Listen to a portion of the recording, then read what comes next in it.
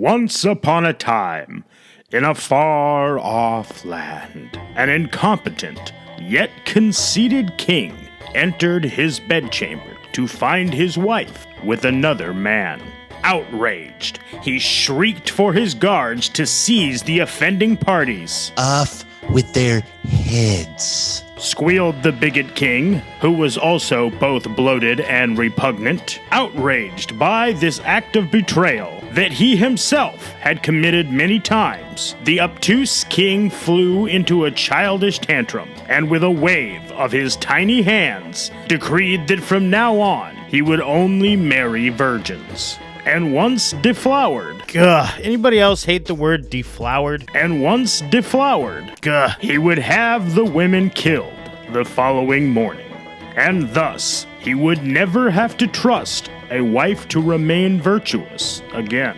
And his snowflake-like ego would forever remain in a safe space. Do y'all get it, or am I being too subtle? 1,001 nights passed under this gruesome new law, and 1,001 innocent women were put to death the morning after the arguably worse fate of coupling with the racist Toad King.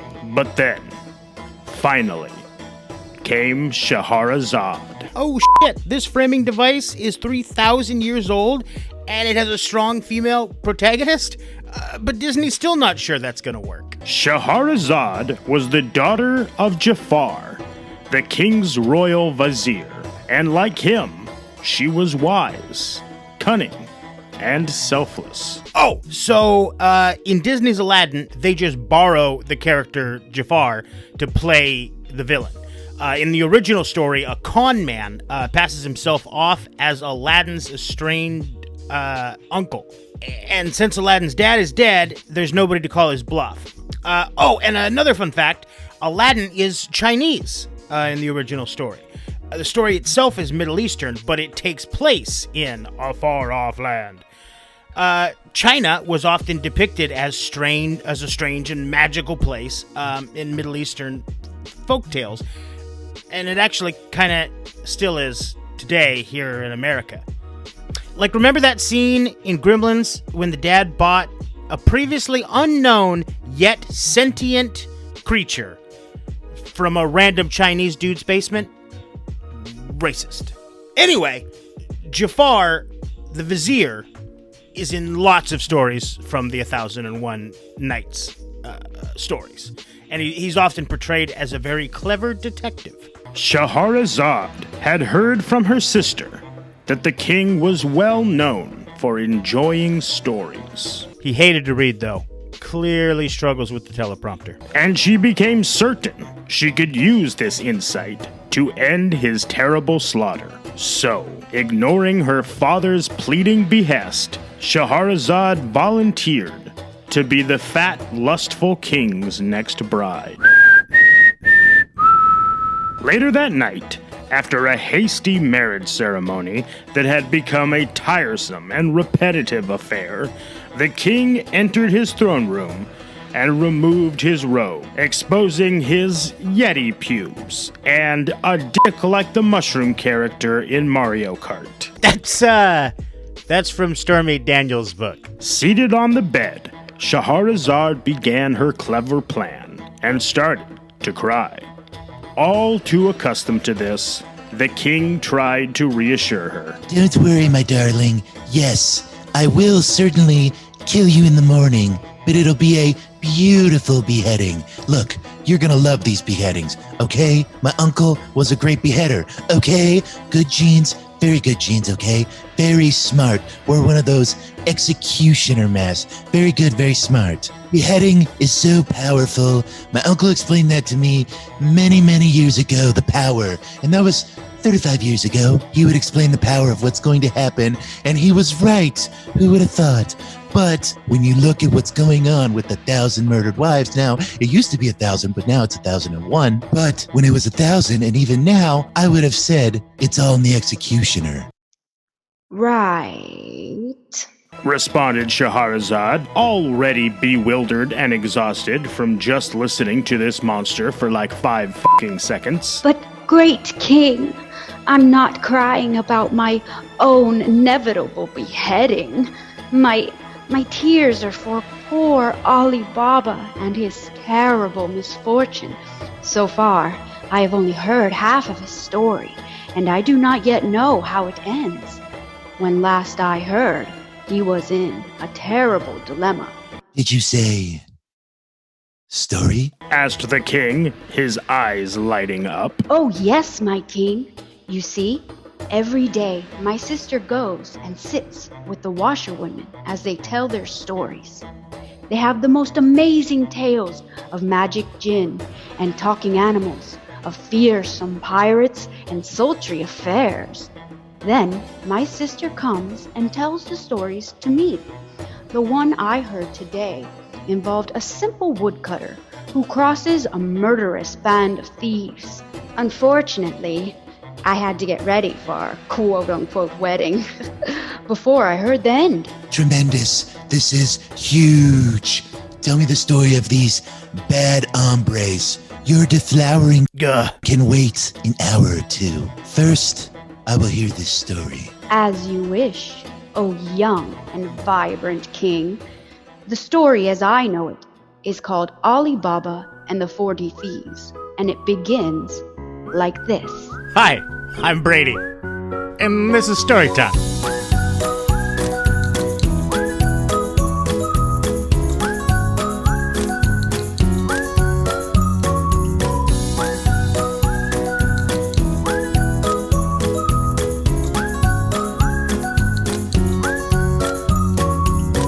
Hey, we're back, and it's been a minute, huh, folks? This week, though, we are doing Ali Baba and his 40 Thieves. It, of course, comes from the book, the collection of stories, 1001 Nights, or also referred to as Arabian Nights. And it's a collection of stories that were collected over many, centuries by various authors and translators, and they were writing down stories from ancient Arabic, Persian, Indian, Greek, Jewish, and Turkish folklore, which had previously only been passed down orally, like most of these stories that we study on this show. It's kind of like what the Grimm brothers did for Germany, except it's way older and cooler. Famous stories that came out of this collection include Aladdin's Wonderful Lamp, a story you're probably very familiar with, The Three Apples, which is a very famous one, The Tale of the Hunchback, and The Seven Voyages of Sinbad the Sailor. But arguably the most famous, if for no other reason than the culturally timeless Open Sesame, is Ali Baba. So the story of Ali Baba, it was first added to 1001 Nights in the 18th century by a French Orientalist named Antoine Galland. He originally heard it from a Syrian storyteller named Hannah Diab. And then, like an 18th century Stan Lee, totally forgot to share any credit. Excelsior. Diab, though, was a fascinating dude. He traveled across the world, and he used some of his own experiences to write these stories, or at least create details in the stories. Like in Aladdin, for instance, some of the imagery that he used was based on actual places. Like, in particularly, Aladdin's palace, which scholars now believe was actually Diab's flabbergasted description of the Palace of Versailles.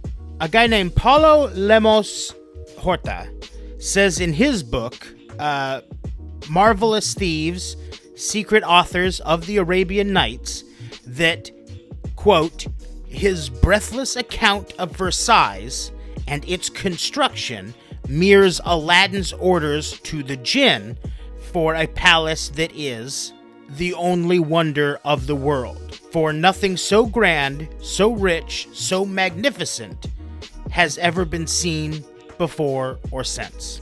So that's a lot of talk about Aladdin.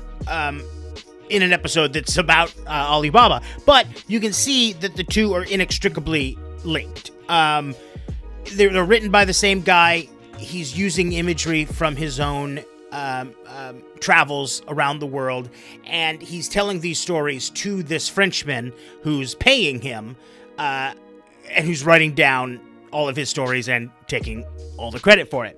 So without further ado, let's open sesame this episode. Huh? Do you trust me? Do you trust me?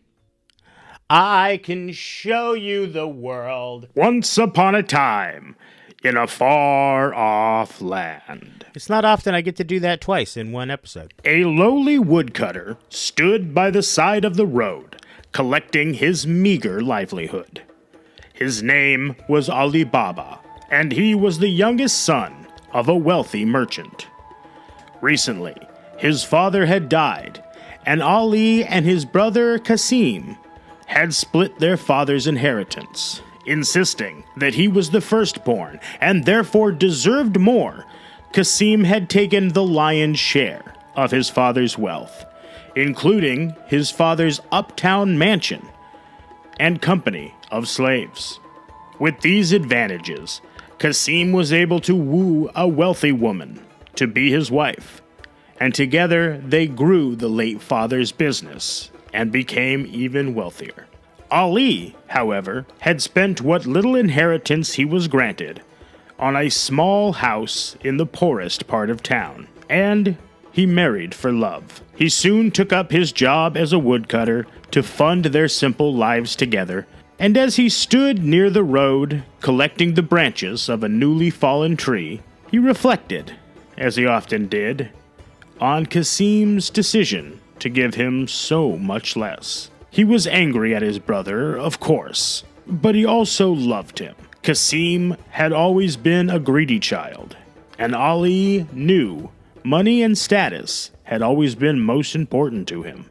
Ali decided, as he had many times, that he could not hold the grudge against his brother. It would be like getting angry at a mule for braying. It was simply in the creature's nature.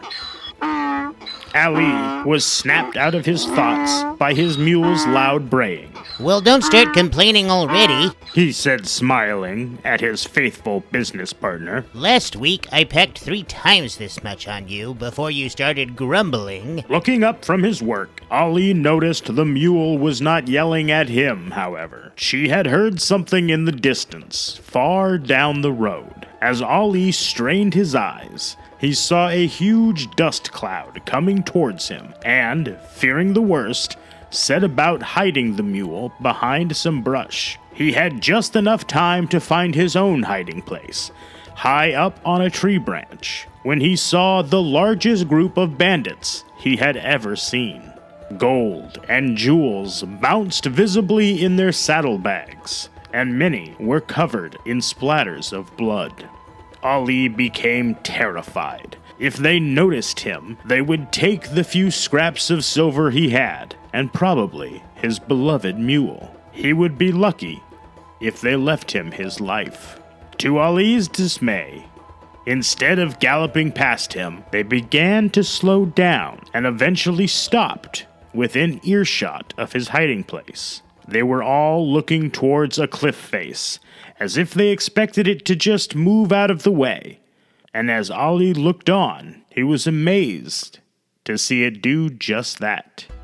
A man, who Ali took to be the leader, had climbed down off his horse, walked to the sheer stone wall, spread his hands before him, and in a resounding voice said, "Open Sesame!" To Ali's absolute astonishment, the wall in front of the bandits split in half, and each side slid away from the other, revealing a massive foyer leading into a cave. Then, in a well-practiced move, the men galloped into the cave opening, hoisting their leader onto his horse. When they were all inside, the doors began to slide closed until they had magically transformed back into a solid wall. Ali looked down at his mule and raised an unbelieving eyebrow. and the animal reciprocated the look.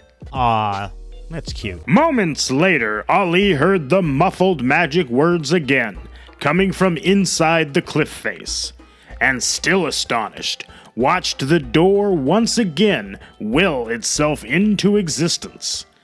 When it was fully open, the thieves darted back out of the cave, and Ali took notice that now their saddlebags were empty.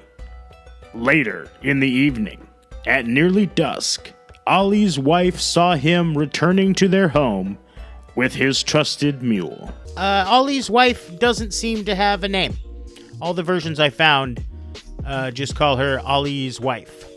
It's like, get woke, 18th century. As she went to greet him, she noticed he was grinning ear to ear. What is it? She asked, with an inquisitive look. Ali didn't say anything back. He simply removed the top layer of wood from the mule's massive saddlebags and revealed that they were in fact loaded with gold coins.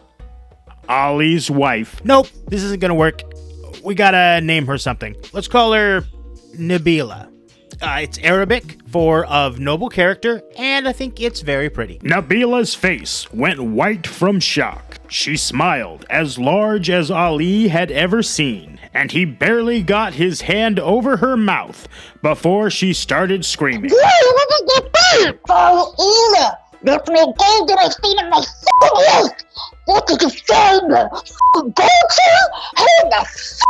Much to the mule's relief, Ali Baba was now gently dragging his screaming wife into the tiny house so they could discuss this miracle without being heard by the neighbors. Oh, and it doesn't ever come up, but I've decided the mule's name is Veronica. Once the excitement had subsided, the two decided that they would hide the gold and only use it in case of emergencies, just knowing that they had savings would bring them so much peace. They had no use for gaudy items. They simply wanted to be sure that their children were always fed. Oh yeah, they have kids. Or at least one kid. A boy. He only becomes important for like the last 5 seconds of the story. Nabila knew they had to count the gold for their records. And she also knew neither her nor her husband could count very high. That's not a dig on them, it's just old-timey times. Unless you, like, regularly worked with money, there wasn't any reason to know how to count past, like, 8. She would need a set of scales, and she knew just where to borrow them from. Your brother wants to borrow our grain scales, said Kasim's wife as she stood with her husband on their elaborate balcony. Guess what? Kasim's wife doesn't have a name either. Let's just call her Karen. And you're about to find out she's like a total Karen.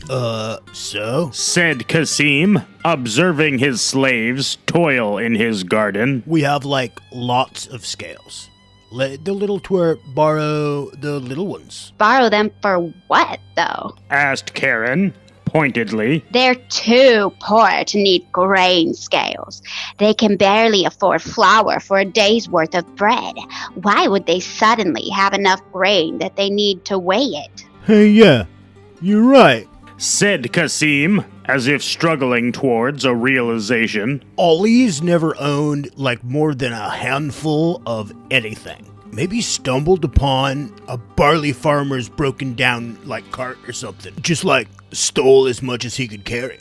That's what I'd do. Either way, I think I deserve a cut.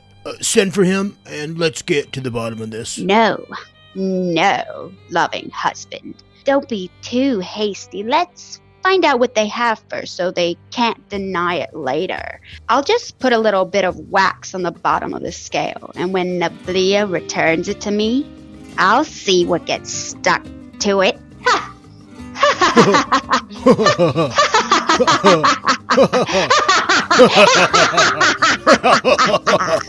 That is the most unnecessary evil laugh in the history of evil laughs. But Crystal just did it while we were recording, so I had to keep it. Anyway, I assume they evil laughed at each other until they both ran out of breath, and had to sit down. When the scales were returned to Kasim and Karen, the two peered inside and were dumbstruck to see a shiny gold coin stuck to the bottom. In a trance-like state, Kasim ran all the way to his brother's house, muttering words of shock and anger under his breath.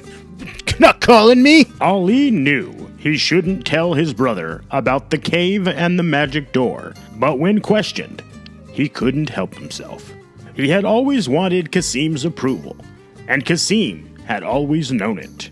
It didn't take long, therefore, for Ali to give up all the information he had about the cave, the thieves, and the magic words. Ali did plead with his brother to be careful, though. Please, only take enough that they won't notice. Don't be greedy. And remember the password, open sesame, like the seed. And please, for Allah's sake, travel light so you can get out of there quickly. They are a group of bloodthirsty thieves, and there's way more than 8 of them. Remember earlier when I said he couldn't count? Call back! But when Kasim left his house the next day, he brought with him 12 large horses, each equipped with huge saddlebags. And when he got to the place Ali described, he said the magic words. Open, sesame? And to his amazement, the solid cliff face opened just as his brother said it would. Kasim couldn't hold back his excitement, and he ran into the cave alone, leaving the horses outside. If I learned anything from Willy Wonka, this is going to turn out great. There was every type of treasure you could imagine. Gold and silver, coins and gemstones, rugs and tapestries, even jewel-encrusted swords that must have belonged to ancient kings, and mystical lamps that held forgotten magics. The cave was so full of treasures, in fact, that even 40 thieves in 40 lifetimes would not have been able to fill it. Clearly, this cave was an age-old tradition that had been passed down from thief to thief. Kasim was so awestruck that he barely noticed the door slam shut behind him. He was promising himself to take every last piece of treasure, even if it took him 100 years. The noise from the door did snap him out of his trance, however, and he remembered he needed to get the horses inside. As he walked to the other side of the foyer, he held out his hands as his brother had shown him, and began to say the magic words. My brother. He thought to himself. So short-sighted. So small in his thinking. Ali must have taken, like only one small sack of gold when he came here. This place could make a man richer than any king on earth. How could me and my brother be so different? How could he make such a foolish mistake? He said aloud to himself, clearing his throat. And setting himself up for textbook dramatic irony. Anyway, open flaxseed. Outside of the cave, the 40 thieves were returning, and as the entrance came into view, they saw 12 strong horses with deep saddlebags parked outside. Do you park a horse? What's the word for parking a horse? A feeling of dread came over them, and then a feeling of sorrow, followed quickly by anger. Someone was trying to steal from them. What kind of person, they thought, would steal someone else's hard-earned possessions? That one is called social hypocrisy, and it's how Mitch McConnell lives every day of his life. Oh, apparently you can park a horse. It's only called hitching if there's a post or a rail. The more you know. Inside the cave, Kasim was beginning to panic. He had forgotten the magic words that opened the cave and was starting to realize he was stuck. Open, pumpkin seed. Open barley seed. By Allah, I know it's some kind of seed. It goes something like... Open sesame, said a booming voice from the other side of the wall. Hey, yeah, that's it. Wait. Crap.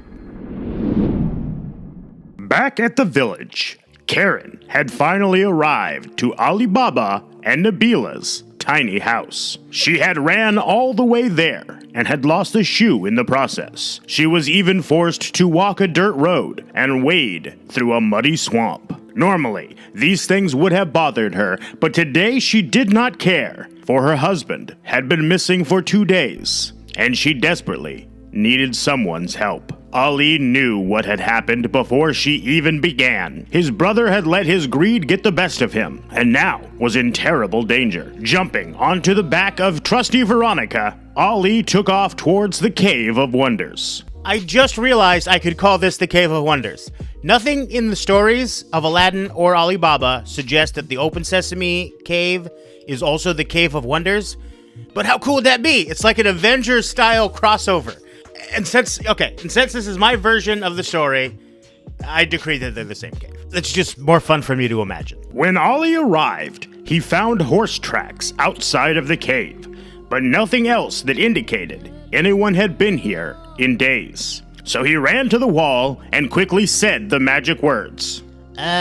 Open sesame. But the final word became a retching noise as Ali attempted and failed to hold back a torrent of vomit. For as the doors began to open, Ali began to glimpse a gruesome scene. He realized, after a few minutes, that what he was looking at had once been his brother's body. But he could only tell that by the familiar strands of clothing that still held to certain parts. The body had been dismembered and cut into tiny pieces. No piece was larger than a skipping stone. The entrails and viscera that had once made up the brother that he loved were now strewn across the cave like strands from a cobweb. Clearly, the bandits had left Kasim this way as a warning to others, but Ali began to realize the dismemberment might have served another, darker purpose. Since he was Muslim, Ali needed to bury his brother as quickly as possible. But how could he explain Kasim's condition to any mortician? And if the mortician were to tell anyone of the unusual burial he had witnessed, the thieves would be able to trace the story back to Ali and his family. His head spinning with worry and sorrow, Ali collapsed on the cold cave floor and began to sob deeply.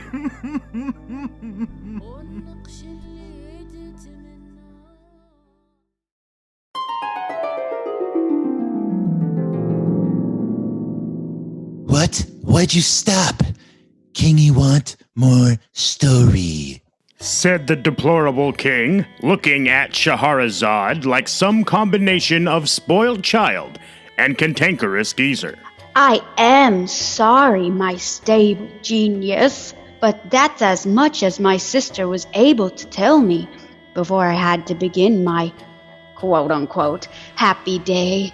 Normally, I would just hear the rest from her tomorrow, but of course, I'll be dead by then. Oh well, I guess we'll get on to the deflowering. Ugh. The porcine king thought for a moment, and then several more moments, his face squishing and straining from the effort of thought. Finally, he spoke. But if I keep you alive another night, He said, stupid as f***edly. then I can hear the rest of the story. Gee, I hadn't thought of that. Oh, wise and appropriately tempered one. I suppose you're right. At that moment, the smugness that came across his fat f***ing face was enough to make a nun throw up in her mouth. Okay then, we will wait until tomorrow night for the deflowering as well. It is late now, and I desire only to eat hamburgers in bed. The next day, Shahrazad was as good as her word. She sought out her sister, who told her the end of the tale, and that night, she continued to regale the king. Now, where were we? Oh, yes. Hours later, Ali returned to town and met his wife and sister-in-law at the house that had once been his father's, and then had once been his brothers, and now, he realized, with a heavy heart, would be his. The look on Ali's face was all the information the women needed, but nothing could prepare them for the grisly scene inside Ali's saddlebags. Once the terrible shock had dimmed, the group began thinking of ways to bury Kasim with full religious rites, and in a hurry, but without the nature of his death leaking to the community. At this point, we're introduced to the actual hero of this story. I know, crazy, right? We're this far in, and it's not Alibaba at all. Her name was Morgiana, and she was known as the most clever slave girl. She had served the father, and then the son, and now would serve the other son, Ali. And by serve, I mean literally make all of his problems disappear for the rest of the story. Morgiana went to work immediately, covering the tracks of the murder. First, she went to the apothecary and purchased many medicines, saying loudly and often that her master was suddenly gravely ill. Then, she sought out an old leather worker and paid him handsomely for his silence. The leather worker's name was Baba Mustafa, which is just a super fun name to say out loud. Go ahead and say it. Baba Mustafa. Blindfolding the leather worker, she led him to the mansion and paid him even more to sew her former master back together. She then blindfolded him again, paid him a third time, and returned him to his shop. And there we go. They were able to give Kasim a proper burial. No one was the wiser. Everybody learned a valuable lesson, and they all lived happily ever. Hey, guess what weird shit I just sewed together? Ah, so close. I'm gonna say something with my mouth, and it needs to be listened to, said Baba Mustafa while drunk at a bar. I freaking put a whole person back together. I'm like a real, what's his name? Frankenfurter. As Baba Mustafa bragged about his skill, he didn't notice the nefarious-looking bar patron taking an interest in his tale. He did notice, however, the knife the man later put to his neck while he was out back relieving himself. The bandit demanded Baba Mustafa show him the way to the house where he had sewn the man back together. But Baba Mustafa protested that he was blindfolded and did not see the way. I was blindfolded, and I didn't see the way. The thief simply blindfolded him again. In this state, he was able to remember the sounds and directions that he had once been led. When they arrived at the house, the thief made a mark on the door with a piece of chalk and hurried back to his leader to tell him the news. Morgiana had considered this possibility, however, and as the thief ran off to retrieve his crew, she marked all the other houses on the street with a similar mark. When the army of thieves returned to the scene, there was no way of telling which had been the original mark, and Morgiana watched from the window with satisfaction as the Prince of Thieves murdered the man who had failed him in a fit of rage. So this is a story, so everything has to happen 3 times. So I'll spare you the long-form version. Another thief hears Baba Mustafa brag, holds a knife to his throat, finds his way to the house, but this time he chips off a stone from the doorway. Morgiana is waiting for these fools, so she chips a similar-sized stone off every other house on the block. The Prince of Thieves shows up, finds the second guy too has failed him, and force chokes that bitch just like the first guy. Apology accepted, Captain Nita. Finally, it's the Prince of Thieves' turn. He hears Mustafa bragging, which, by the way, Mustafa, quit bragging. You know you're just gonna get a knife held to your throat. And he gets him to show him the correct house, and this time, he just fucking remembers which house it is. Yep, no chips, no marks. Just remembers what the house looks like. Easy peasy. And then he runs off to get his now slightly less than 40 thieves. A few days later, an oil salesman arrived at Ali Baba's new mansion and asked for hospitality for the night. One of the poles of his palanquin had broken, and while his slaves repaired it, he needed a safe space to sleep and store his suspiciously numbered barrels of oil. Morgiana counted the human-sized jars carefully. They hung on both sides of 19 strong horses. And just as she reached the final number, 38, she saw Ali Baba welcome the stranger into their home. She slapped her forehead in frustration. Not only is Ali Baba not the hero of this story, but it seems like he's actively trying to get him and his family killed. Thank you for the hospitality, my good man. Here, I will allow you to inspect my wares, so you know I do not bring anything but the finest oil into your stables. Well, all right, I've no reason to distrust you, but I'll just look in this first barrel. No, not that one. Exclaimed the quote-unquote oil merchant. Here, look into this one. As you can see, it is only the finest oil. Oh, yeah. Neat. Somehow, totally satisfied by that, Ali Baba invited the man to eat dinner with them, and then gave him a room for the night. As the household slept, Morgiana sighed dejectedly and rolled up her sleeves. She took the barrel that she knew to actually be full of oil and set it on the kitchen stove. Once heated, she filled the other 37 barrels with boiling oil. She did not need much in each to fill it, because after all, they were mostly full of sleeping thieves. Now, why didn't the sounds of scalding agony wake any of the other thieves as they slept? 'Cause it's a story and shush. Satisfied with her work, Morgiana went back to bed. And just then, the Prince of Thieves, disguised as the oil merchant, woke up to rouse his men. As he walked down the stairs, patting himself on the back for a job well done, he marveled at his own brilliance. He had Trojan horsed every remaining member of his crew into this infidel's house.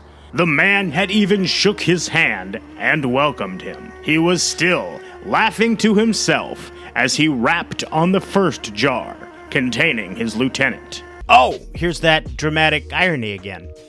Man, this is a good story. There was no answer, but the man was often a heavy sleeper. So the Prince of Thieves threw off the lid of the jar and revealed the melted face of his trusted man, now twisted and congealed into a grotesque scream.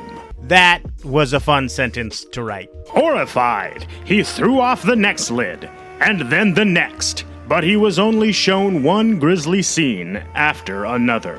Terrified, grief-stricken, and a little queasy, the Prince of Thieves ran from the house as fast as he could, and into the chilly night. So Ali Baba wakes up the next morning, and he comes downstairs, and Morgiana just throws him a shovel and lowers her sunglasses and is like, "What up, bitch? I just fixed everything, but somehow this story is named after you." Ali Baba was so grateful that he freed Morgiana from her servitude. Which I guess is pretty good as a reward if you're a slave, like basic human rights and all. Seems like he could have dished out some of that inheritance money, though. Several years later.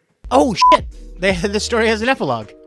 I act surprised. Why would I be surprised? I'm recording both voices. Ali Baba's son had been put in charge of his grandfather's merchant business. One night, he returned home with a business partner whom he had been working with for the last several months. He told his father he had invited the man over for dinner.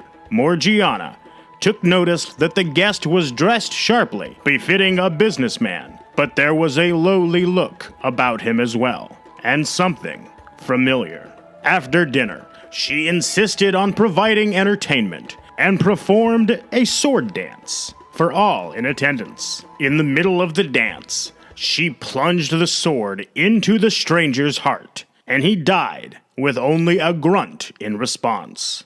Ali Baba stood up furiously. Now, Morgiana, what is the meaning of this? He demanded, but Morgiana was already revealing a dagger the merchant was holding under the table. And upon further inspection of the body, she found the unmistakable symbol of the 40 Thieves. The Prince of Thieves had planned his revenge painstakingly and carried it out slow and methodically. But Morgiana proved too clever for him. Astounded once again by his former servant, Ali Baba decided this time her reward would be his son's hand in marriage. Therefore, she would inherit all that Ali Baba had and always keep his son safe. She would be the only one Ali Baba would share the secrets of the Cave of Wonders with.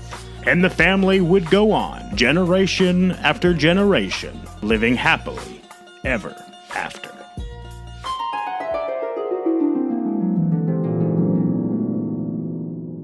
Wow, Said the king. what a wonderful story. It's very late again now, but I think I can manage a little deflowering. And in the morning, you'll finally get your beautiful beheading. Have I told you about these beheadings? People tell me you have the best beheadings. But the king noticed Shahrazad had begun to cry again. What is it now? Surely it can't be about your impending rape and murder. No, my king. Those things are fine. Just as you guessed with your great and unmatched wisdom. My tears are for poor Sinbad and his terrible misfortune. So far, I have only heard half of his story, and I do not yet know how he will survive. When last I heard, he had become shipwrecked on what appeared to be an island. But when he lit a fire to dry his clothes, the island began to shake and sink. With horror, he realized his island was in fact a gigantic sleeping whale. It's so ancient that trees had taken root upon its back. And then the beast began to die. And so, it went like this for 1,001 nights. And Shahrazad told 1,000 more stories. And finally, when she had no more stories to tell, the king admitted to her that he had fallen in love, and she would be spared. Finally, after all this time, the king had learned to trust once more. And as he drifted to sleep on the 1,001st night, content with his wife and her virtue, Shahrazad choked his gross ass with a chain like Jabba the fucking Hutt.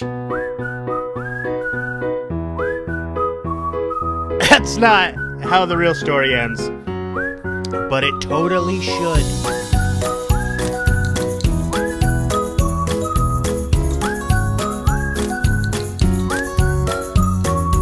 Hey, thanks for listening to Storytime. I've been Brady.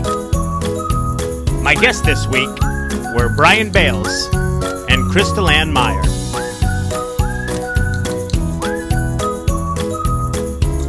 If you like this silly thing I do me a favor and tell your friends. Also rate and review. Next time on Storytime, I've been really wanting to tell this H.P. Lovecraft story, but I might have to change up the format a little bit. There's also plenty more Greek and Norse mythology to cover. You know what? If you have an idea, send me an email at bradyberserker@gmail.com. Thanks again for listening. And remember, if you don't celebrate your own story, nobody else will.